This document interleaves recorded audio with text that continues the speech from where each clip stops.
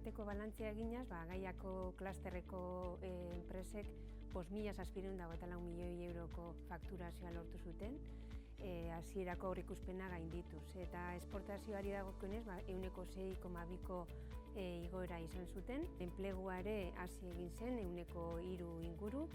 Eta, 22.000 eta 19 profesional egon ziren sektorean lanean, Euskal Autonomia Erkidegoan, hau da. Horne suposatzen duguna da, 1.300 profesional berri gutxi gorabehera kontratatu ziala. 2022an sektorearen hazkundea baldintzatzen duten hainbat faktore ematen ari dira. Prezioen etengabeko igoera eta horren ondorioz inflazioaren hazkuntza, eroalen murrizketa eta hauen kostuen igoera.